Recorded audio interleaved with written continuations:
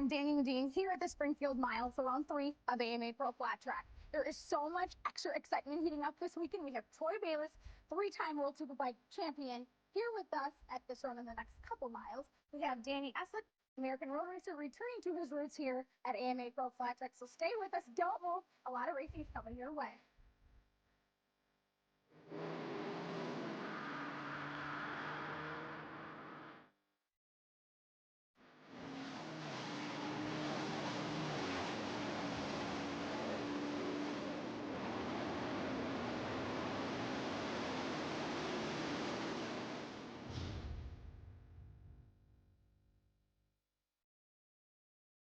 Here at Knees, Grand National number 1.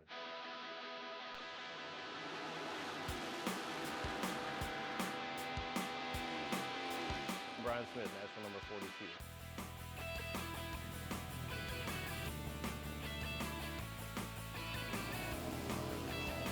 Hey, I'm Sammy Halbert, number 7. Watch me live on fanschoice.tv.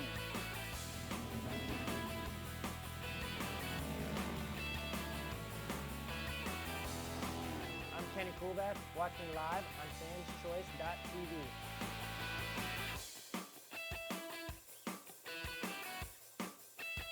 Hey, I'm Brandon Robinson, national number 44, and watch me live on fanschoice.tv.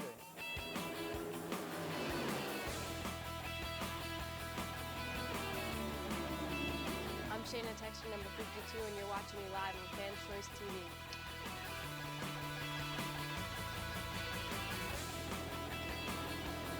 I'm Henry Wiles, number 17. Watch me live on fanschoice.tv.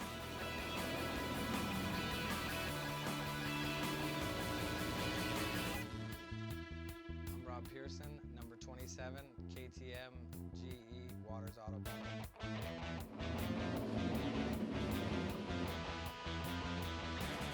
I'm Jeffrey Carver, national number 23. Watch me on fanschoice.tv.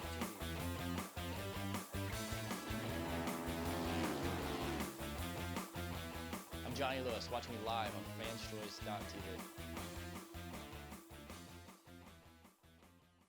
We're back here in the booth. I'm Scotty Dubler. Beside me is the 7-time champion, winner of so many nationals. I lost track. I can't even count that high. Chris Carr, how are you doing today? We got 2 main events left. Are you ready? Yeah. Oh, gotta find your joystick there. I thought I was ready. You But thought yes, you were ready? We're looking forward to the first two main events of the 2015 on a mile, and the Springfield Mile at that. So some great storylines have developed over the course of the day. Not all of them have kind of seen their way through. I ran across Troy Bayliss, and he says, that last one was a bit better, wasn't it? And I said, yeah, it was. So it was good to see him progress over the course of the day. Unfortunately, didn't make the final. But I think the interesting thing will be to see how he performs here in September after he's had a few more races under his belt. It's going to take him some time. I mean, it's his first time out on a mile, first time on a big, the big Ducati like that in race conditions. So it'll take him a little bit of time. The first race coming up next, and the last call has been made out to the GNC2 riders to staging.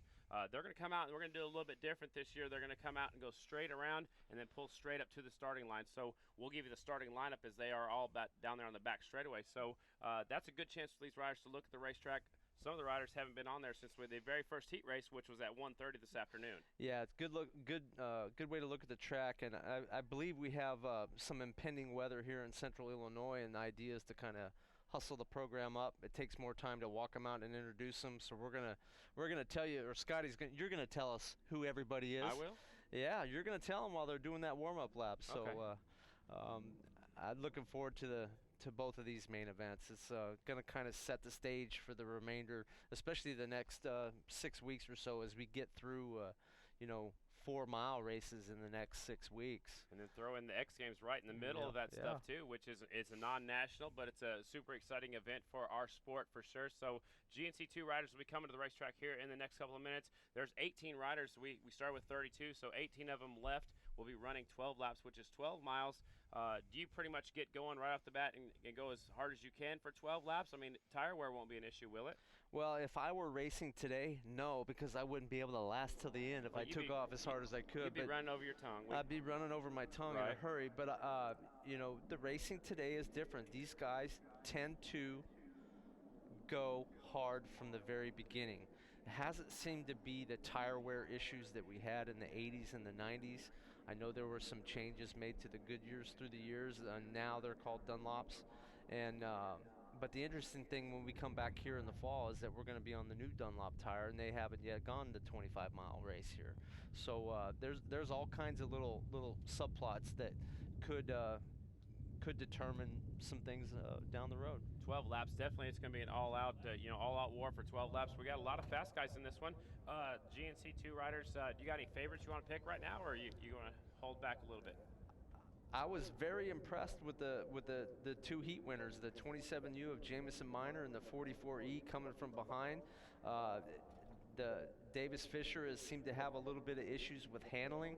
We'll see if that kind of wears on him, so to speak, late in the heat in the main event.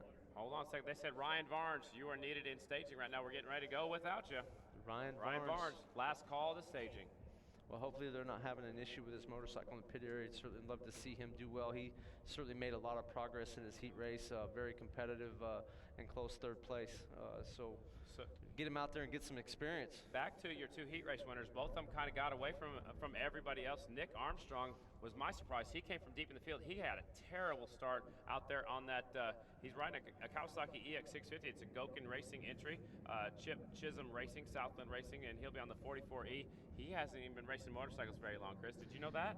No, and he's very impressive. I watched him at several venues over the last 6 months, and very smooth rider, very in control, doesn't ride over his head, and he was a very patient man in that heat race and pulled out his win essentially in the three-rider drag race with Scott Stump and Austin Helmholtz coming off the final turn. So good job for him. Great opportunity here on arguably one of the best miles. The flagman and the assistant flagman tell him 1 lap. They're going to take 1 lap. It's a sighting lap. They're going to stage him up, and we're going to go racing.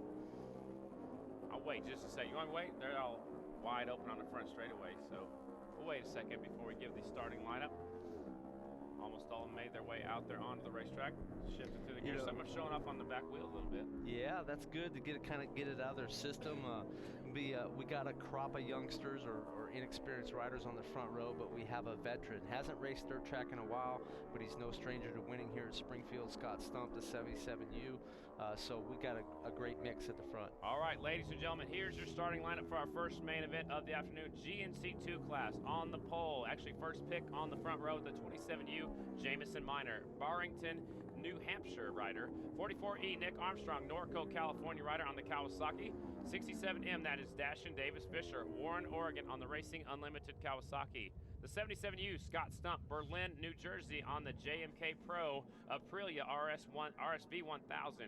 68A from Moton, Pennsylvania. Very good. All right, Ryan Barnes. He's on the Barnes Racing Kawasaki. Last rider on the front row is the 16M. We met him at opening ceremonies. He was our fast qualifier. That's Austin Helmholtz, Sherwood, Oregon. Row 2, 14A, Dalton Gautier. 30Z, Bronson Bauman. 72F, Tyler Butts. 24J, Brandon Wilhelm. 11Z, our points leader, Andrew Luker. 19B, Justin Jones. Let's go back to row number 3. Another veteran, the 56A, Roy Miller. 47F, Austin Conant. 23F, Jeffrey Lowry. 16S, Tristan Avery. 36B, Colby Carlisle. And last rider in this main event is the Warrington, Pennsylvania rider. That's the 54A of Dan Bromley. It is main event time here in Springfield. I'm sure there's plenty of butterflies fluttering in stomachs at the moment. First mile race. Are yours? I'm okay. You're okay. I'm over that. If I had been suited up, yeah, I'd have them. But I'm really good right here. But I'm looking forward to watching. Because you're with me. Here we go, ladies and gentlemen. Main event number 1, GNC2 class. Several Kawasaki's, 1 Aprilia, 1 KTM, 1 Suzuki. Couple of Harleys, mostly Kawasaki's here in this one. Watch the green light. Bikes are in gear. Clutches are out now. Helmholtz from the inside gets a pretty good shot into the first corner. It's the 16M. Now it's Stumpy. The 77U, the Aprilia's got another good start. Here comes the bright green Kawasaki of Davis Fisher. Fisher on the outside. Helmholtz ducks into third. It's Stump, Fisher, and Helmholtz as they go off of 2 down the back straightaway. Look like Davis Fisher took a look over his shoulder and said, who's coming up the inside of me already? Yeah, you know, the thing I noticed with the Aprilia up front here with Scott Stump is that bike is very solid, as we have a couple riders way wide in the middle of turns 3 and 4. I think that's a lot of adrenaline going on the first lap. And that wind pushing them down there into turn number 3, a combination. But the 77U of Stump on the Aprilia, that bike appeared to be very strong, and they had a lot of difficulty in drafting him in the heat race. We know that the bike that Davis is on, Davis Fisher, is a proven motorcycle. He gets a good run off at turn 2.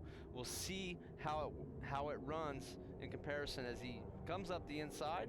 Looks like it runs pretty good. Makes a draft pass by Scott Stump into third. Your heat race winners after the first lap. Armstrong was in 14th, and look back there too. Jamison Miner's back in 6th. So if they're going to do it, they have to come back to the front. 67M is out front. That is Fisher. Stump now in 2nd, and Luker up to 3rd. That's our points leader who got a good start. He's up to the 3rd spot. Yeah, good first lap. 4th spot. Good first lap for him as we see the Ryan Varnes in 5th slots in behind him. We got some young riders with some veterans out here. Stump struggles a little bit off turn 2. Here comes Wilhelm trying to make the pass. Davis Fisher did what he needed to get around Stump in a hurry. He's trying to break away from there. One rider down going into 3. First rider on the ground. He goes into the air fence. He's sitting up already in a hurry. The 11Z of Andrew Luker, I believe, has gone down. Yeah, the bike's running wide open. He picked himself up. He's trying to get the kill switch right now. So Luker goes down. And he's into the air fence now. Puff of smoke from the Aprilia going into turn number 1. That is Stumpy. Stumpy's got smoke off the 77 bike. He pulls out of the way. Tough break for the veteran Scott Stump. Red flag will be coming out for 2 reasons, ladies and gentlemen. Andrew Luker throws the 750 down into the third corner. He got up in a hurry, shut that bike off because it sounded like it was running wide open from here. And then Scott Stump seemed like the Aprilia let go going into turn number 1. Well, you know, we saw how strong that thing was running, and you know, a lot of times they've said, you know, they always go before they blow, and that one there appeared to be running real good today. Unfortunately, it looks like Luker's effort's going to be finished here as the exhaust pipes have been ripped off his motorcycle. You know, he can maybe make it back to the pit area, but I don't know if they can hang a set of pipes on it that quick. The 11Z, Andrew Luker, the rider that threw it away down there in turn 3. Looked like he just got in there a little bit too hot. The pipes drug completely off the bike. He's going to hop on right there. Steve Moorhead, the national number 42, the Findlay Flyers, going to give him a pushback on that Kennedy Racing XR 750.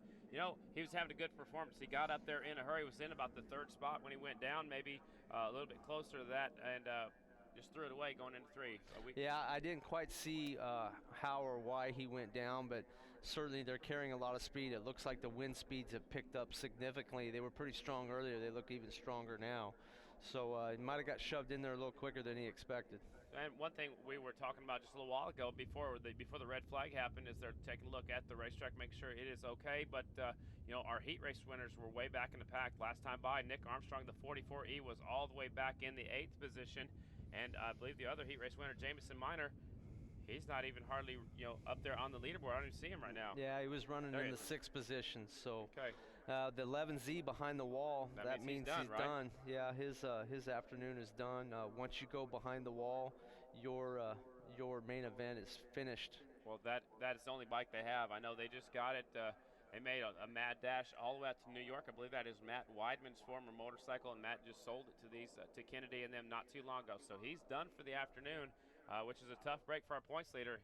He will be scored 18th, I believe, depending on where they score Scott Stump, 17th or 18th, and you know, no points available. I mean, really, it's a single point. One point, yeah, right? One point. Tough break for our point leader. It's certainly going to be a big blow, as a lot of the riders that performed well in Daytona are also in this final here. The Justin Jones and Dalton Gauthier, those guys are all circulating around in the main event as well. So. Absolutely. So a lot of people are going to pick up some points on our current points leader. Looks like one of our Kimco scooters went back there on the back straightaway to help pick up the 77U of Scott Stump, former national number 77, 2-time 883 champion. He's back out here giving it a whirl. His son Eric Stump's been in Kansas City doing some testing for some supermoto stuff, so that's why he's not racing with Scott. Said, I'm going racing. Yeah, that's good to see him back. You know, I mean, I've known Scott for 30 years, and to see him back out here acting like a kid again is good. We all got to be a little immature every now and then, so it's good to see him back out here riding around. You get to do that next Saturday night. That's right. I get that. Springer and I, a 58-year-old and a 48-year-old going out there reliving our youth. It's going to be fun for a short period of time. So the rest of the bikes are being pushed up to the starting line right now. I believe Danny's trying to catch up with our down rider. I don't know if she's quite caught up to him. I believe Andrew's talking things over with his grandpa, and Jerry Kennedy's down there. Let's go down to Danny. Andrew Looker, tough break out there. Can you tell us what happened? Yeah, I was going into 3 down there, and we were doing good. Got a good start, was able to work our way up towards the front. And another rider drafted me down the back straightaway and passed me on the outside and just came down on me. And it was either me slide it out or high side off the back rim. So. Are you feeling okay? Yeah, we're all right. Disappointing, though, because you're our current points leader. Yeah, definitely. It's a big loss, but we're going to be able to make it up. All right, Danny catching up with Andrew Luker is down there in the pit area. Tough break for him as his first time on a twin, first time on a beautiful XR 750 of Jerry Kennedy. So, his day ended a little bit too early, but you know what? He made the main. He impressed some people, and he was coming to the front there in that main event. Yes, he did. Not a whole lot of mile experience, even on 450s for that matter. So it was a pretty good performance for Andrew. Unfortunate that it finished the way it did. We're gonna have a staggered start, Chris. I was trying to pay attention to what's happening on the front straightaway as they're blowing up the air fence with that leaf blower. The air fence, man, what an addition to safety in flat track. Yeah, and it's interesting that the nature of the crash and where it was nearly at the fastest part of the racetrack, just as you're coming out of the throttle into turn 3, and from that angle, as far as Luker went, he actually only just kind of tumbled a little bit into the air fence, and the motorcycle didn't make it all the way there. So fortunately for him, he didn't hit it hard, and we don't have a damaged airbag and a little delay here, but that's what it's there for. It's a great addition for those of you who like to help protect the riders. You can go to the Road Racing World Action Fund at roadracingworld.com and make a donation on behalf of Dirt Track. You have to specify that, and it helps us defray some of the costs of keeping these bags inflated for them. So the top 2 riders right now talking things over right now. You think they're working on some strategy, or I mean, they're really competitors? You think they're going to try to work together and try to break away, or what do you think they're doing? Making plans for dinner? Very possible. Hey, if we work together, we can get away. And I mean, it's kind of a disadvantage for Davis Fisher as he had about a 10 bike length lead. I have a feeling they're going to want to drop the hammer and get out front and stay out front.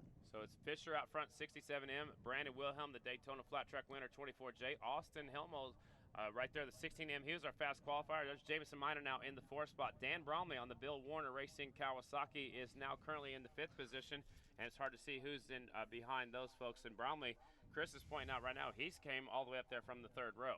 From the 18th starting position, now sitting in 5th. It's a very fortunate first few laps for him. He's put himself in contention to win now.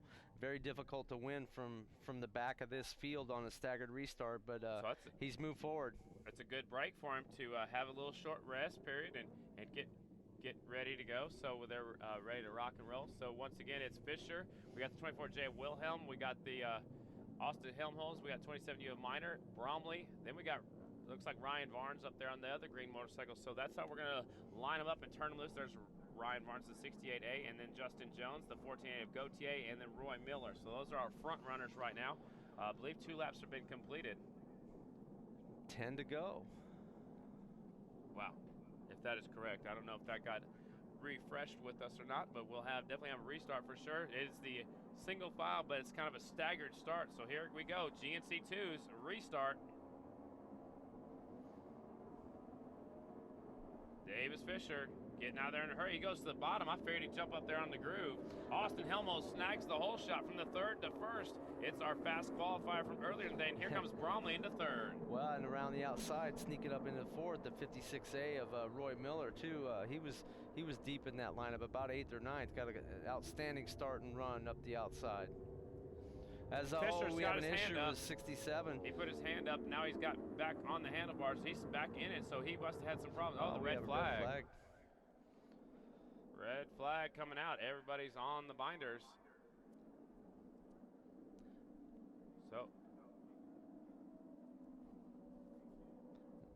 So somebody saw, I just heard on the AMA Pro radio, Somebody saw red lights on somewhere, so they put their hand up. So they're going to go ahead and throw the red flag because it's not fair to the rest of the competitors that did not see. So evidently a red light was left on at some point on the racetrack. So that's what happened. Davis Fisher was the first one to throw his hand up. We thought he had a mechanical issue, but then he ducked back into line. So Fisher threw his hand up, got back in line. We're going to stage him up and turn him loose again. A tough break for our fast qualifier. Helmholtz had the shot. Man, he shot out of there from third up to the lead in a heartbeat. Yeah, that was a good run from third, and the 56 of Roy Miller came from about the 9th spot and worked his way up into fourth. So there's certainly a way to gain a lot of positions. You know, they say the easiest way to pass a bunch of people is off the start, and certainly if you guys have taken that to heart and doing their best and concentrating on good starts and moving forward. All right, so they're going to line them up once again and turn them loose again. I think there's 10 laps. Is fuel a concern right now? I mean, some of these, you think any of these bikes are trying to run lower fuel to keep the bikes lighter weight? I wouldn't think they'd want to risk running out at the Springfield Mile. I doubt that's an issue. Maybe somebody's trying to save a pound or two of fuel, but I highly doubt that they're going to run that kind of risk. All right, so it looks like Bromley's down there talking to Mr. Brent Linger, making sure things are all right. I guess he can explain why the red flag maybe came out. I'm not sure, but everybody's lining them back up. GNC2 race. We'll go straight into the GNC1 race after our victory podium is wrapped up. Here comes the Reverend Ryan Barnes up there on the inside. Yeah. They got him staged up and ready to go. There's a good shot from the front straightaway camera. Such a cool feeling. I remember the first time I come in here as a little kid, walking up to that fence, practice, and they're going by at about 135, 140 miles an hour, depending on who you talk to. It's so cool. Such a cool feeling. It is. I remember the days of growing up watching the San Jose Mile and trying to figure out a way to sneak in the pits. Right.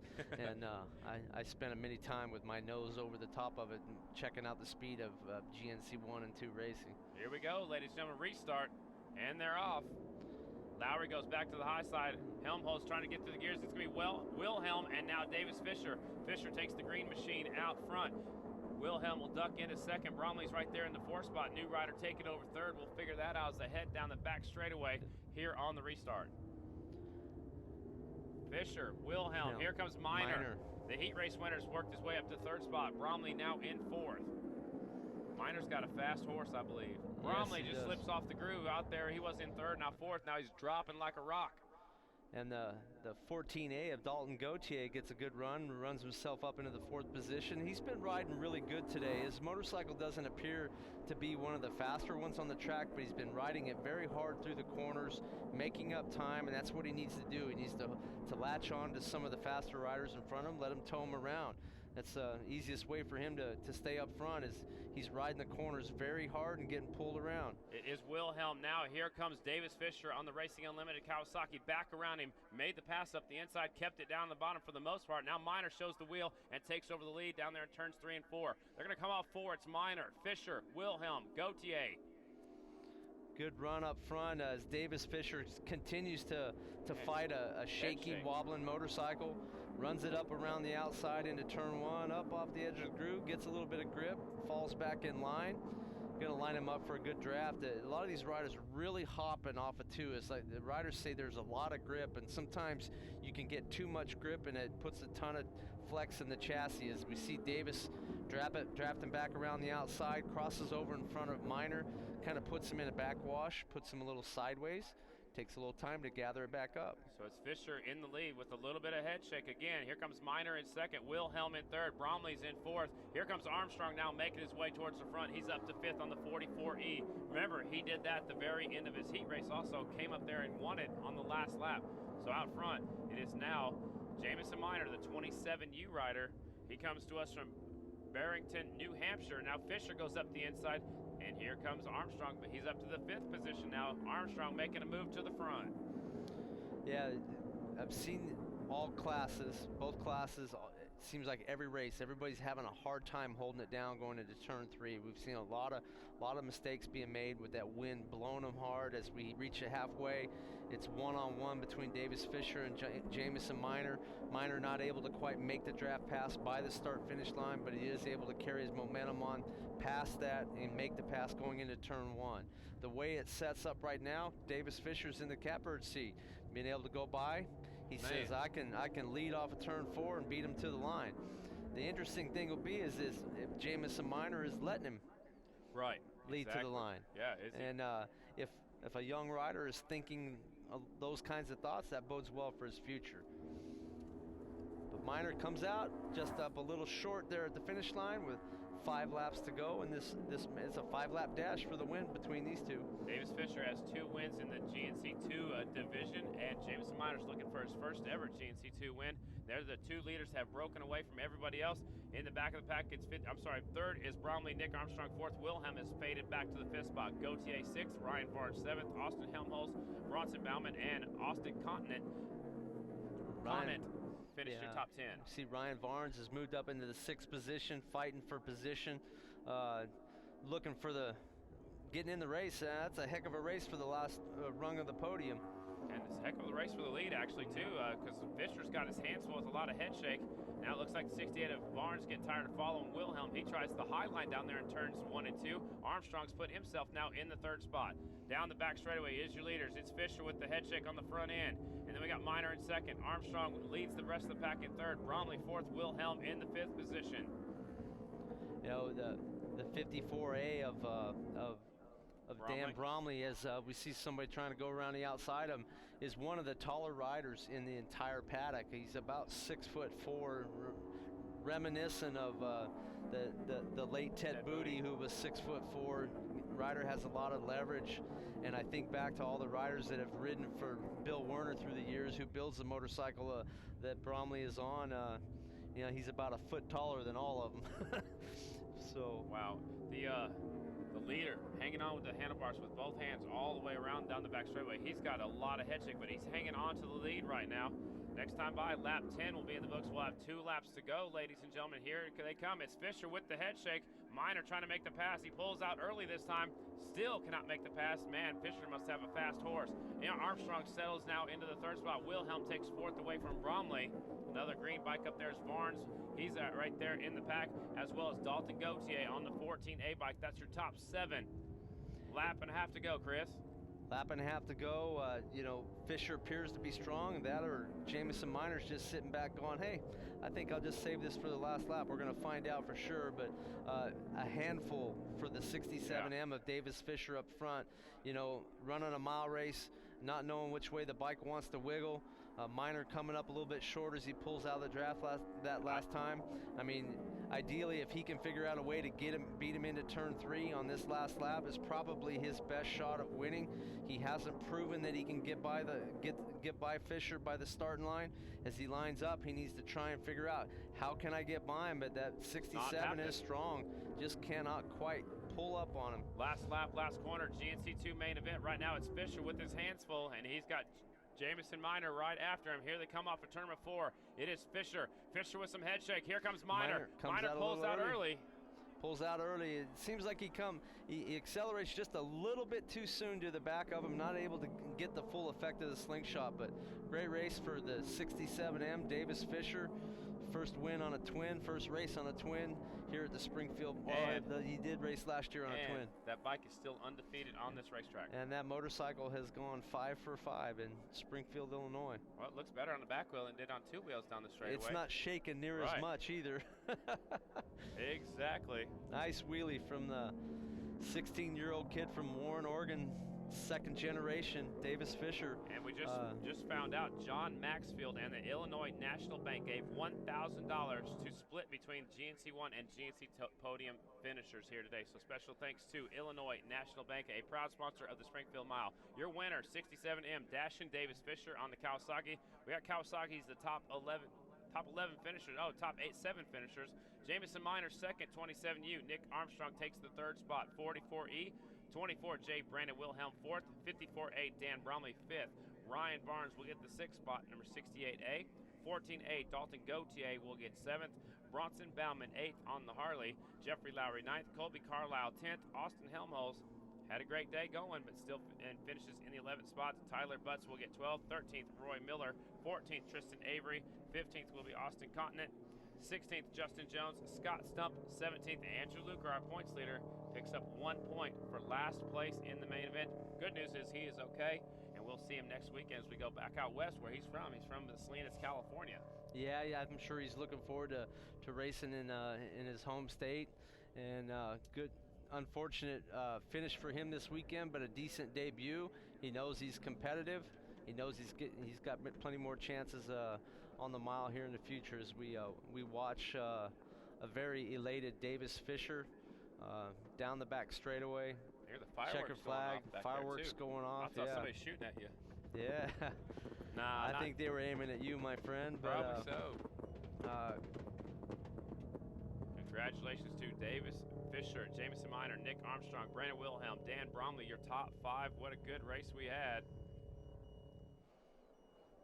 So we're getting Ryan Varnes also in 6th, a lot of second generation racers in the top 6 here. You know, with Ryan Varnes, I saw his grandmother walking around the pits, nervous wreck as she always was with her son Ryan, former national number 89 as well. As we come up the front stretch, standing up on the bike, there's our winner, GNC2 winner, Davis Fisher. Happy young man gets a win at the Springfield Mile for the first time. Congratulations to Davis Fisher. 2nd be Jamison Miner. 3rd's going to be Nick Armstrong. I believe Danny's going to start with their winner as soon as he takes the helmet off. The winner's going to be going up onto the podium here in just a second. Again, thanks to John Maxfield and the Illinois National Bank, who gave $1,000 to split between the GNC1 and GNC2 podium finishers. So it's pretty cool to have a local sponsor like Illinois National Bank on board, helping support our flat track racers. So if you need a bank, need a loan, check them out, Illinois National Bank. So first main events in the books. Coming up next will be the 25-lap Grand National main event after this victory podium interview. We'll start with the winner. 2nd and 3rd need to be making their way up there also. We'll get this guy right when he takes the helmet off because he'll be super excited. Let's go trackside to Danny and Dashin Davis Fisher. Let's let him get his helmet off quick, but what an exciting win. Davis Fisher, you had a great battle out there with Jamison Miner. Can you take us through the last couple laps? Yeah, the last couple laps, I kind of just held my line and tried not to make any mistakes. And Jamison Miner was right there with me, giving me a battle. Are you pretty satisfied with the race today? Oh yeah, started off 14th in qualifying at the beginning of the day, and we've achieved a good goal. So the Illinois National Bank has a little cash for all of you, so can you tell us anything? Yeah, I like all the people that step in to put money into racing and making the flat track community grow. Awesome, thank you. Fans, let's give them a big hand.